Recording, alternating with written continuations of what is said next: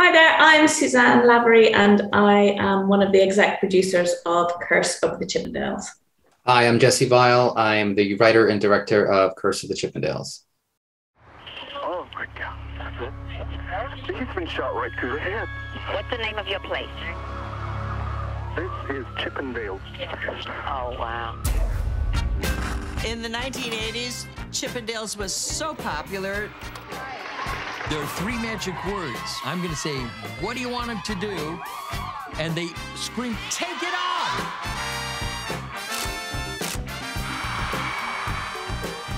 From the outside, we were a hugely successful multi-million-dollar business. But the bigger we got, the more the problems piled up. Nick felt he solely was behind the immense success of Chippendales. Steve didn't like all the attention that Nick was getting. Both wanted to be the chief. Steve told me that Nick had been shot and killed.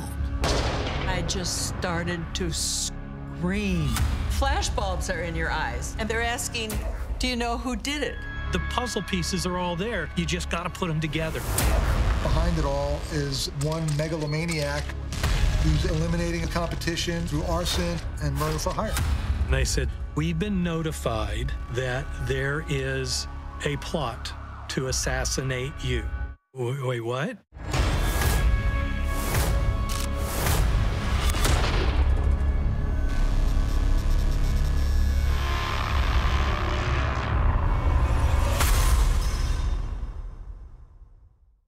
That is a trailer from the Discovery Plus docuseries Curse of the Chippendales, and this is Factual America. We're brought to you by Alamo Pictures, an Austin and London-based production company making documentaries about America for international audiences. I'm your host, Matthew Sherwood. Each week I watch a hit documentary or series and then talk with the filmmakers and their subjects. This week we're discussing the Discovery Plus docuseries Curse of the Chippendales, which strips off, almost literally, the facade of the iconic 1980s and 90s women's entertainment phenomenon to reveal a little-known story of greed, jealousy, and murder for hire. It is my pleasure, then, to welcome director and writer Jesse Vile and executive producer Suzanne Lavery. Jesse, Suzanne, welcome to Factual America. Suzanne, how are things with you? Very good, Matthew. Very good indeed, thank you. Okay, and Jesse, how are you doing? Yeah, great. Great. Thanks for asking. Yeah, you both, are you both in London? Where are you this evening? Yeah, I'm in Soho in our post-production house, working late as usual. And that's with LightBox, right? Yeah. Yes. And Jesse, yourself? I'm in my home in North London. Well, thank you so much. Again, the film is The Curse of the Chippendales, released in September on Discovery Plus. Also from one of the most recent films from LightBox, which is founded by Simon and Jonathan Chin, who we've had on the last season to talk about the Tina doc that they did. So it's great to have you two on. Maybe for those who haven't, in our audience, who haven't had a chance to see this docuseries yet, Jesse, maybe you can give us a little synopsis. What is Curse of the Chippendales all about? Well, in a nutshell, it's really the story of the rise and fall of the world's most famous and successful all-male dance troupe. And so it starts in the late 70s, about, the inception, how the idea came across, what originally was meant to be, what originally was. And then we see the evolution of that idea and how it just completely permeated through every facet of American popular culture in the 1980s. And then ultimately, as things do, nothing can last forever. And we see it fall, and it affects people in many different ways, as you see throughout the series. Okay. And Suzanne, I mean, maybe you could put the whole Chippendales phenomenon in context. I mean, strikes me, having now seen all 4 episodes, it had the most unlikeliest of beginnings, didn't it? Yeah, I mean, the whole thing started out as a kind of ruse to get some bodies in a sort of club in West LA. So it was really just how to fill the club on a quiet night. So they went through various things like female mud wrestling, which I gather was quite grubby. And then they hit upon the idea of a male review strip show for women. So they thought it would never work. And then lo and behold, the women of LA came in their hundreds every night. So it ended up being a huge success. Yeah, and people like Hugh Hefner are showing up, all these stars. You mentioned the female mud wrestling, but that's such of an era. Yeah. I'd completely forgotten about that phenomenon until watching this. Jesse, on the surface, this has the beginnings. It all feels like an American success story, doesn't it? A young man comes to the USA from India and makes a fortune. It would seem. Yeah, it definitely feels like the an American dream story, and then it turns into, it sounds like a cliche, but it turns into an American nightmare for many people. Yeah. It's I guess a lot of it came naturally from the seedy nightclub, just culture and the fact that they're selling sex and nothing, I guess. It's never completely pure, is it? Something's going to go wrong. And then you throw the 80s into the mix and all the drugs and the wild carefree sex, pre-HIV. And it just becomes this cocktail of nightmarish outcomes. Yeah. I think, it's, whenever we have this is many things, what your film, but it's also a true crime docuseries as well. And we always kind of throw spoiler alerts out there because we will talk about what happened in all the 4 episodes. But for anyone who's wants to maybe be a little bit surprised or not is unaware of what the whole story is about, then stop here and go watch the episodes. And Suzanne, what about the dancers themselves? Because you guys have traced and tracked down some of the biggest names in Chippendales history. What struck you most about them as working on this project? They're all in incredibly good shape. So it was great to. But one of the interesting things about this production is that we started out it right in the height of lockdown. So actually we had to film a lot of it remotely. So we didn't actually, it was this kind of Zoom setup for a lot of interviews. So unfortunately, we didn't get to meet a lot of our characters in person, but we did sort of very painstaking remote filming. But the dancers all had such warm memories of the time, and they were really sort of frank and open with us about their recollections and the journeys that they went on.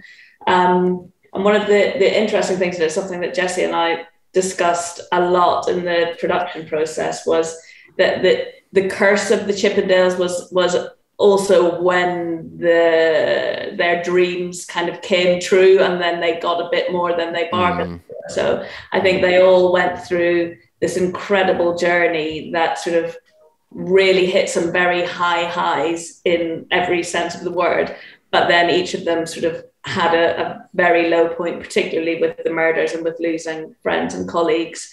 And, many of them had sort of relationships fall out.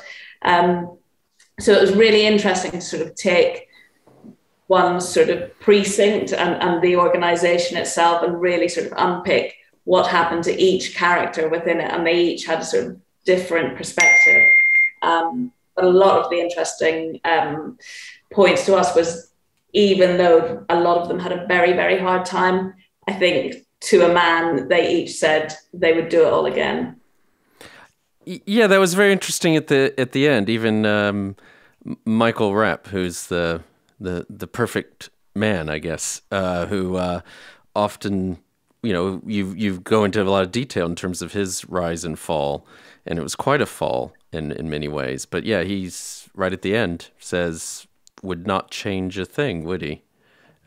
which was very interesting. And I mean, I think we were talking about this success story, but we have this Steve Banerjee, and he was actually there. I mean, he's this nightclub owner, Jesse, isn't he? But he's actually there picking the guys out of the lineup, isn't he? He's deciding who is. I mean, it's this very sort of interesting and odd kind of situation where he, as you say, kind of, as we find out more and more, seedy nightclub owner of 1970s, picking young men out of audiences and saying they're going to be the next big stars, and that's what women like, and and going from there. That's kind of it was a sort of an interesting element to this.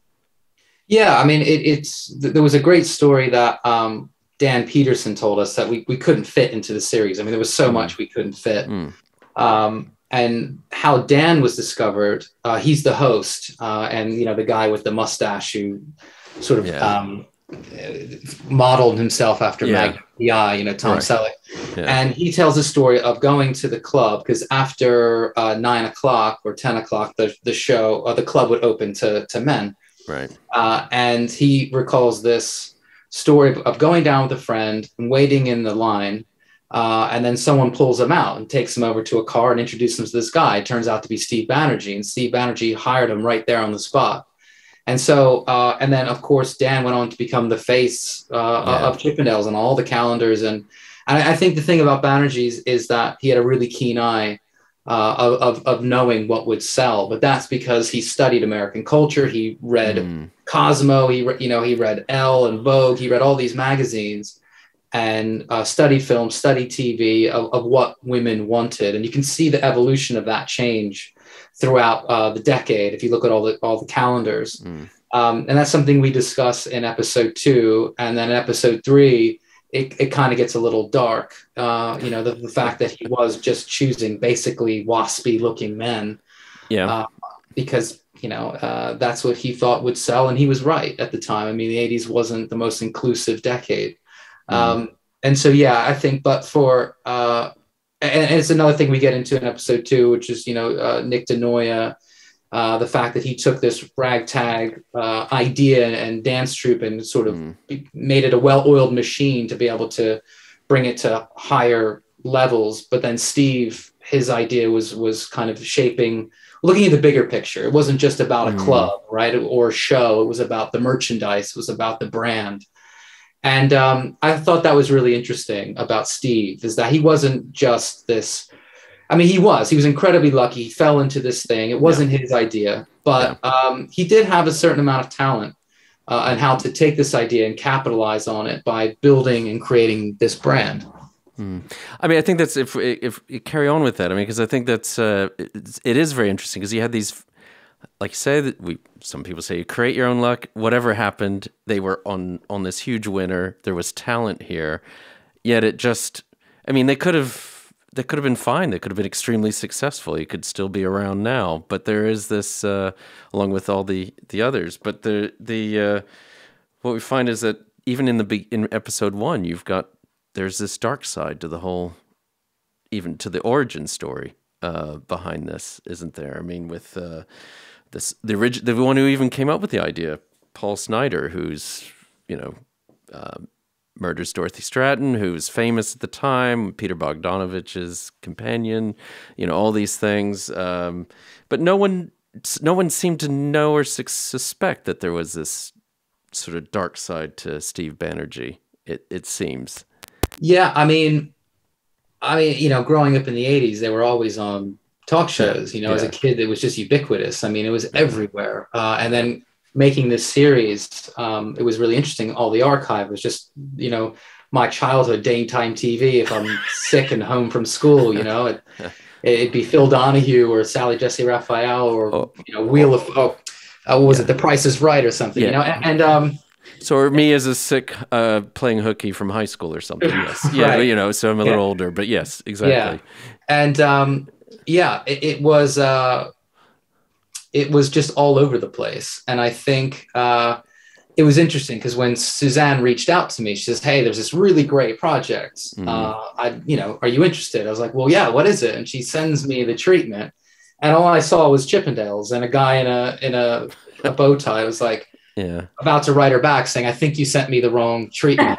Like, why are you sending me this? Like, what about me? Because we've worked together before. What about me says that I'd be the perfect director to make a film about men stripping for women? But then as I read the treatment, and I mean, I didn't know any of this stuff. Even though I knew the Chippendales growing up, I had no idea about any of this stuff. And I think that they must have a great PR team. I mean, to kind of keep that under wraps, because most people who go on Twitter or Facebook and they say, I had no idea about this. And so it's pretty remarkable. And it seems to think you'd seen that after something like this, it's the only thing they'd ever be known for. But it's rather amazing. Maybe it's just, time. They have the benefit of time. Well, I was going to ask about that, but let's talk about it now. I mean, Suzanne, since you've been on the project, I imagine, from close to the beginning. I mean, why hasn't there something been done on this? It does seem remarkable. I was aware of the news at the time. I didn't know anything about this until watching the series or doing the basic Wikipedia search or whatever, and it was all a surprise to me. And also, there's not been any dramatic narrative. Well, I think there's been some made-for-TV stuff way back when, but it's a story that seems ripe for telling, and no one's been telling it. Well, absolutely. I mean, when I first was told about it, we have an amazing development producer called Max Dobbin, and this was his stroke of genius to bring this to the small screen.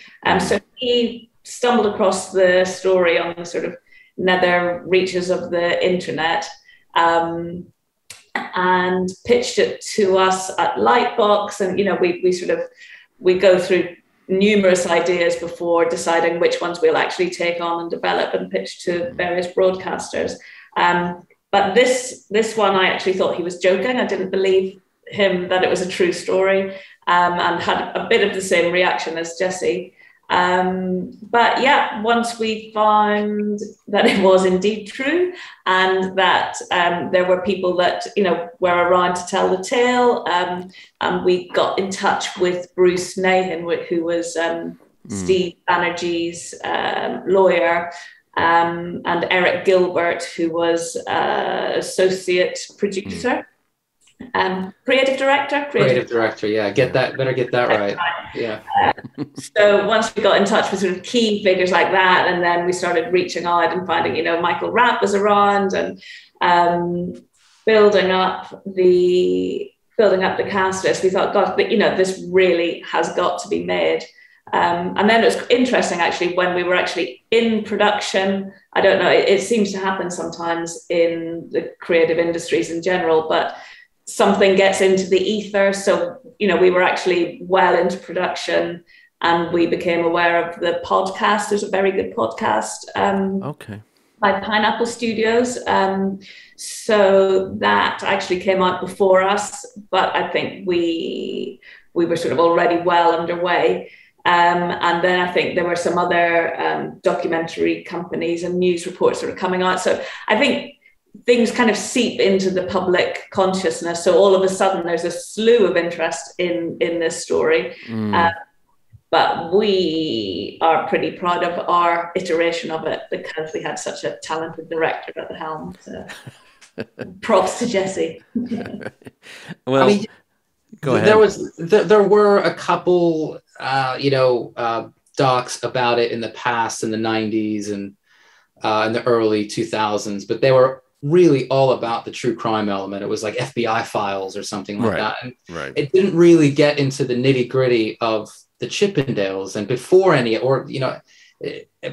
that stuff, or the way that affected people like Michael Rapp or his ex-wife Nancy Deneen. And for me, when I came on the project and I was researching and I was writing, I thought, even if remove the true crime element, this would be it wouldn't be as long, but this would be a fascinating series just on its own, and just wild and super entertaining. And then you throw the true crime into the mix. So I think what we were doing was totally different. We wanted it all. It wasn't just, it's a true crime.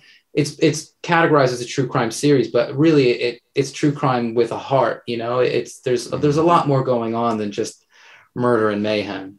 Yeah, and that's kind of what drew us, as we dug into the project more and more, it just became very apparent that it was a very multi-layered story that gave us opportunity to explore lots of different elements, sort of the societal context and how different that time was to, what we're experiencing now. And, that really sort of resonated with us, what is sort of, in the early days when it was all free and wild and, they could all express themselves, you sort of watch that with a degree of sort of envy or nostalgia, sort of thinking, God, what a different time that is to, sort of our COVID world where we're all sort of locked away from each other.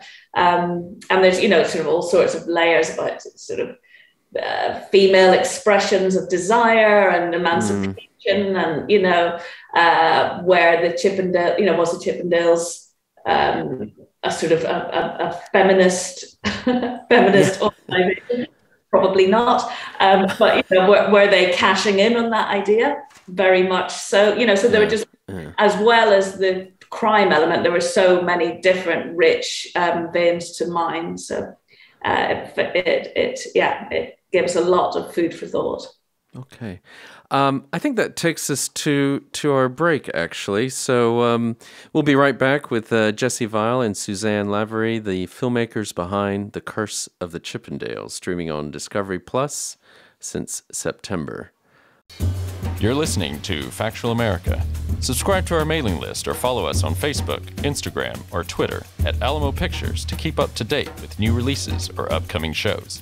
Check out the show notes to learn more about the program, our guests, and the team behind the production. Now back to Factual America. Welcome back to Factual America. I'm here with award-winning filmmakers Jesse Vile and Suzanne Lavery. Curse of the Chippendales. It's been streaming on Discovery Plus since September.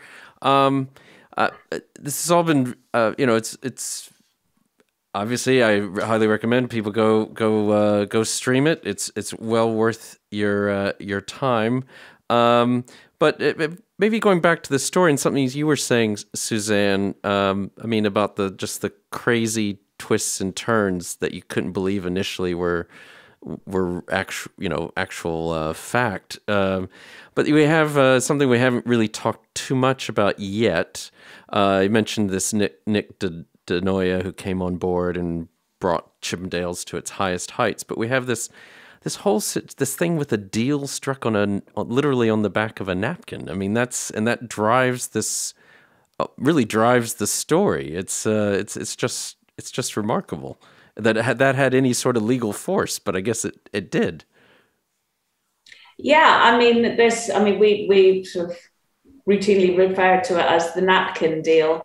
And it does seem to have been the pivotal point in the history of the Chippendales as an organization. It went from being sort of a successful show and something that everyone was sort of striving in the same direction to a point where the finances were split, where, there were sort of two opposing camps. Some people who thought that Nick DeNoia was taking advantage of Steve Banerjee, and that Steve didn't actually understand what he was signing, and didn't understand the words in perpetuity, and didn't realize that he had given away sort of such a huge part of his business in such a sort of innocuous setting on a sort of scrap of a napkin in a diner.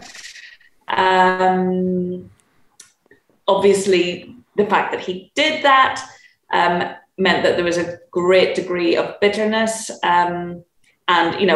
If you watch the series, I'm not going to spoil our own series, but if you watch it, you see how this bitterness sort of grew and had dreadful, tragic repercussions.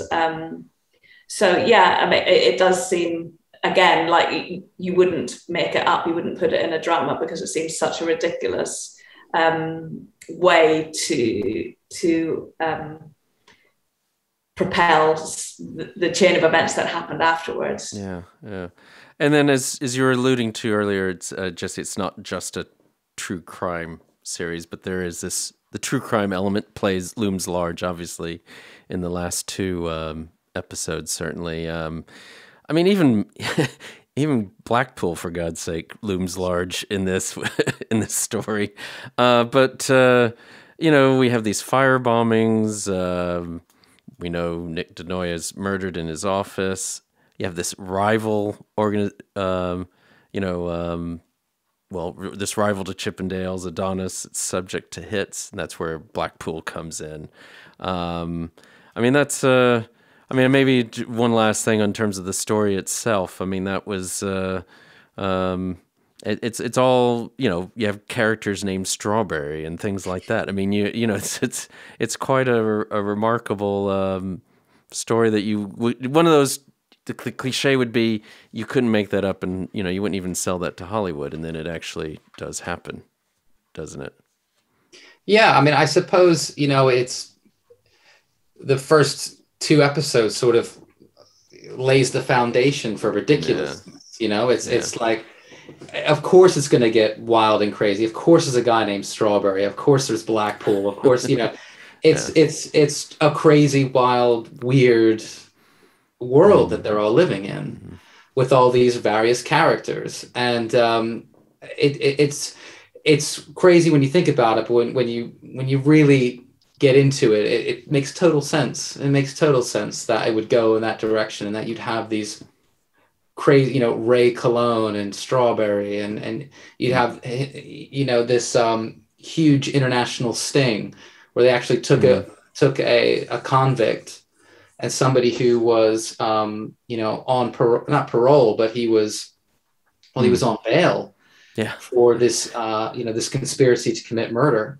by cyanide, international conspiracy to commit murder, take him to the scene of the crime, essentially. I mean, it's just, it's bizarre. So yeah, it's stranger than fiction. You couldn't write it. And that's the beauty of documentary, you know, it's fascinating. And Suzanne, when did you decide you had 4 episodes? Was this always going to be something episodic, or did that kind of play out as you went along? And no, we were pretty clear, definitely from the outset, that it was going to be a limited series. We thought it felt like 4 parts, you know. We're sort of always quite careful at LightBox to make sure that we're not trying to extend stories beyond their comfortable limits. So, you know, we'd rather have it shorter and better than trying to drag things out. But it was actually it was one of the challenges, and I think we sort of pulled it off, that across the 4 episodes, each episode feels quite distinct and has, you know, it's a chapter, so they move along quite quickly. But, you know, you have the sort of origin story in the first episode. The second episode is where it all just goes nuts, and kind of they essentially take over America, if not the world. Then by episode 3, things are sort of getting dark, and you're really sort of seeing the curse come into play. And Jesse, when you were brought onto the project, I mean, what were the main challenges for you in trying to tell this story? Well, I think, I mean, I had a pretty good idea of how it was all going to be structured and laid out. I mean, as Suzanne put it, you know, I think we wanted them to be very distinct. Each one's a very distinct chapter where we introduce, you know, characters that live in that time, live in that chapter, in that world. And then very much because of the rise and the fall of an empire. Yeah. And, you know, we wrestled with the idea of flashbacks, and, you know, and it just seemed to me the best way to tell it was just to take people on a ride and not to keep interrupting that ride. And so to go on this roller coaster with twists and turns from the very beginning. I mean, you get from the pre-title of episode 1 that, you know, shit's going to hit the fan. But we don't reveal exactly how or why or when. And so that was sort of the basic structure always. And then there was an idea of, well, episode 4 is going to be so different from the first 3. Is that going to be odd? And I actually really like that. I think I don't think there's any rules when you make a documentary or a series or anything. It's Why not? Why can't it be its own thing? And actually, it deserves to be its own thing, because it's outside of the world of Chippendales. I mean, it's alien to that world. And we even filmed them different, those contributors. We didn't film them down the barrel. They're slightly off center, and they're not in a club atmosphere, because they don't belong in the world of the first 3 episodes, really. And so I guess that was the biggest challenge. It was how do you bring in the true crime element and make it seem seamless, but also how do we make people care about stuff other than the true crime? I mean, if it's a true crime series, then are they not going to enjoy all the other stuff that we all loved, which was the emotional stuff, which was the character stuff, which was and I guess that was the challenge, the biggest one. As Suzanne said, it really was episode 4, I think.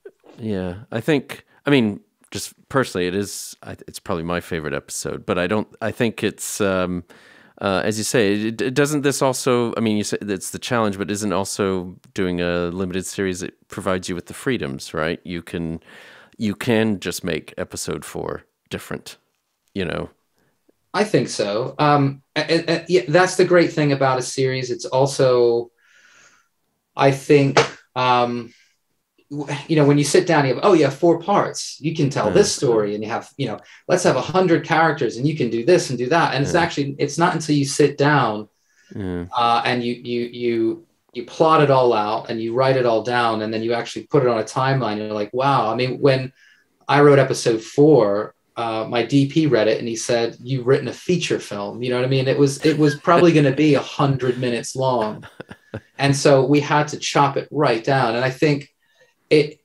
you feel like with a series, you have limitless. You can tell all the stories, many different themes. You can certainly do more than you can in a feature length doc, but you really still have to be very focused with what story what's the story you're telling, who's telling it, and what are you trying to say. And I think you need to stick with that and really be focused, because otherwise it gets too lost. People watch a series and go, "What the hell did I just watch? What was that about? I don't." Lots of great stuff in there, but what's it trying to say? I don't understand. So you really still have to be very focused. And Suzanne, in terms of that, besides the rise and fall of Chippendales and this bringing this true crime to life, I mean, what was the main things you were trying to bring to our small screens? I mean, you think you've touched on this already, but there's so many different elements to this. It's more than a true crime. It's a showbiz doc. It's all kinds of elements to it. Yeah, I mean, it's kind of there are elements of social history to it, and elements of elements of entertainment and elements of exploring some sort of deeper, darker stuff. Sort of not of course it's how do women see themselves? How do women see it as acceptable to behave and to express themselves? And it sort of captured that point in time where I'm sure it wasn't just the Chippendales, but that was a very specific place where this kind of explosion happened. But as well as all that stuff, there's a lot to explore about the human spirit and what happens when you actually get everything that you want, and you have success. You have in Steve's case, he wanted to build a massive business empire. He wanted to be Walt Disney. He wanted to sort of have money sort of coming from all directions, and he achieved that. But he also sort of had the sad psychotic tendencies, which were rather unfortunate for everyone around him. For the dancers, they achieved, some of them wanted women, some of them wanted adulation, Michael talked very eloquently about wanting applause and feeling wanted and overcoming a sort of feeling of inferiority that he had in his youth. But it's just fascinating to see how everyone was striving for certain things. in the early, parts of their careers and in the early films of the series. But then just looking at how those paid off, they were sort of very interesting for us, and something that we sort of worked hard as a team to sort of really tease out and get the balance right between, we didn't want it to ever feel like, here comes the social history bit. And exactly. Where we give you the context about the 80s and look at how they are, it needs to sort of all feel very fluid and say those things, but in a sort of subtle way that, it just takes you on a ride. Jesse and Kevin Konak, who was our sort of lead editor, once they kind of immersed themselves in the material and really just started to enjoy it and stuff, because it's a tricky ask. We want to make a premium series. We're LightBox, we win Oscars. We've got, the sort of track record, really great films, and now we're doing a series about the Chippendales, and it's ridiculous. And it was a daunting task for all of us. How to make this feel premium, and how do we make this, a sort of really classy exposition of a story that could be done in a million different ways and could become something that's just kind of cheesy and salacious. We wanted to be respectful to all the characters who spoke to us, and also the people who sort of lost their lives in the process. So there's a lot of sort of balancing to do, sort of come out that we all felt good about. Yeah.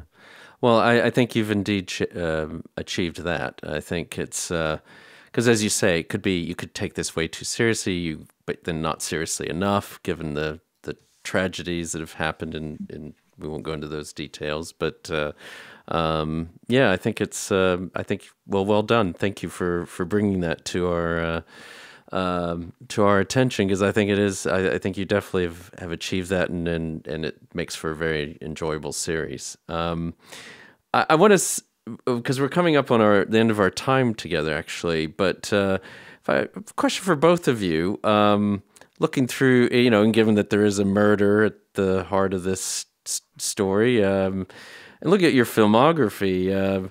Do you guys have an obsession with death and murder? I've got The Ripper. We've got we've got A Murder in West Cork. We got Till Death Do Us Part, Death by Delivery. I know your 30 for 30 series, Jesse, has a murder in it. Was this all planned? This sort of stream of in looking at your back catalog. It definitely wasn't planned on my side. I mean, my first film was a story of a musician battling Lou Gehrig's disease, and my 30 for 30 was a story that I grew up with, because it happened 45 minutes from where I grew up. I grew up just outside Philly, and very close to Foxcatcher Farm, and so that was a story that always resonated with me, and I always wanted to tell that story. And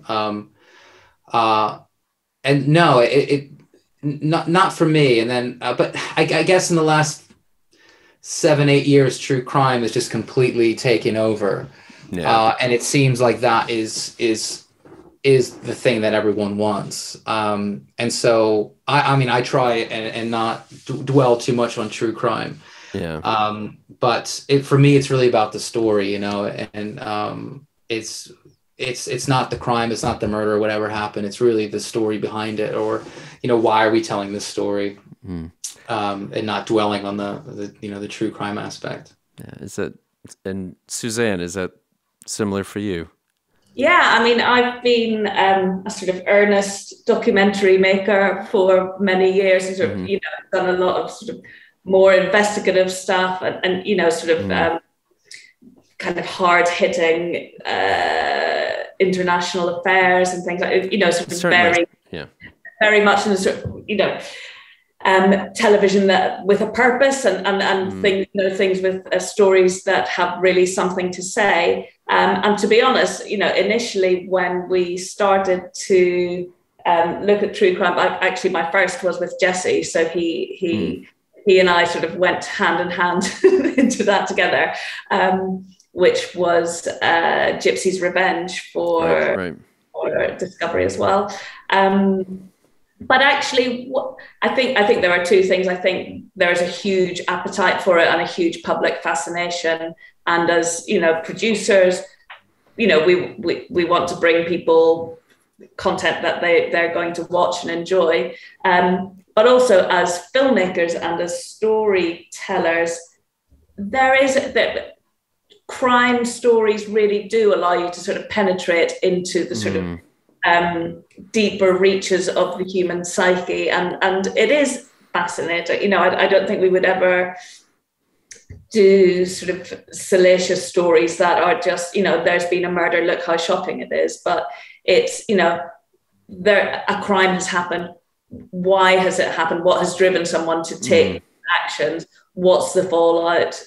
What context did it happen? And what does it tell us about ourselves? How might we ourselves act given a similar scenario? So actually, I think as sort of serious filmmakers, you do sometimes enter these things with a degree of trepidation, because you don't ever want to be seen as taking advantage of horrific events. But many true crime stories just have so much more to say. So yeah, it is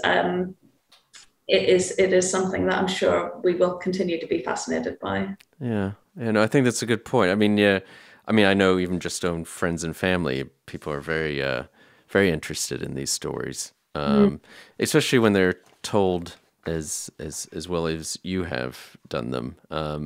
I know that, I think as you've already alluded to, it that can be abused, and won't go down cases of where that's happened. But yeah, I think it's, let's face it, some of these things get drawn out into multi-season episodic pieces that seem to go on forever, trying to maybe exploit this interest. But I think this is all, but it's great literature is full of these stories, aren't they? So isn't it? So, it's all part of that. I mean, with that all in mind, now that I've tried to typecast you, and that wasn't in my intention, is what's next for both of you? Jesse, can you share with us? Usually our filmmakers tell us, I can't tell you, but I've got all this stuff in the works. But do you have anything you can share with us in terms of what's next for you? It's interesting because normally that's exactly what I have to say is I can't tell you, but I can this time. I'm taking just a bit of time off, taking a bit of time and looking at various projects and, really thinking carefully what I want to do next. But yeah, it's just nice to take time off. I mean, making a 4-part series is a lot of work. It takes over your life, and it's just nice to when it's finished, just recalibrate and claw back a bit of the time that you put into it. So yeah, that's what I'm doing right now. I'm enjoying my time off. Well, do enjoy it. I think we all would love to have a little time off. Suzanne, are you getting any time off? Or are you, what's next for you? Or maybe even what's on the works for LightBox? Well, we have lots of things cooking at LightBox, some in production and some in development. So yeah, we have a lot of good things coming down the pipeline.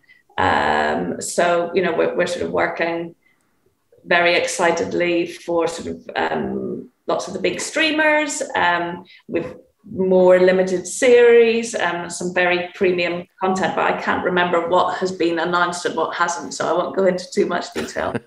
But one of my main objectives is we have a particular project that we want to tempt Jesse out of retirement, out of holiday from, and bring him back to Lightbox. So yeah, watch this space. There'll be plenty more collaborations with Mr. Vile here. And is it true crime? Might be. Kind of, but not really. Yeah. Well, kind of like this one. Either way, I'll let you carry on that conversation offline, as they say. Thank you so much. It was a joy to have you on, the two of you.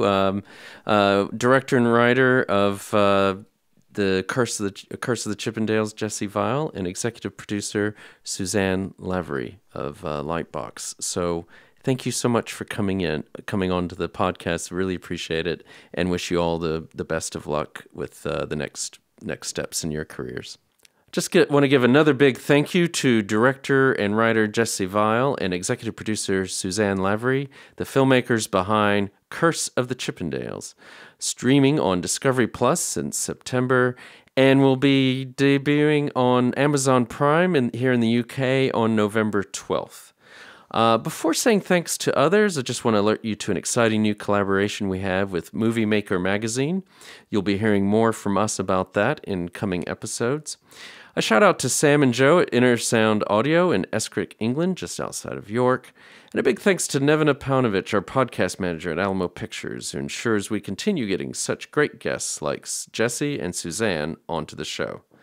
Finally, a big thanks to our listeners. As always, we love to hear from you, so please keep sending us feedback and episode ideas, whether it is on YouTube, social media, or directly by email. And please remember to like us and share us with your friends and family wherever you happen to listen or watch podcasts. This is Factual America, signing off. You've been listening to Factual America. This podcast is produced by Alamo Pictures, specializing in documentaries, television, and shorts about the USA for international audiences. Head on down to the show notes for more information about today's episode, our guests, and the team behind the podcast.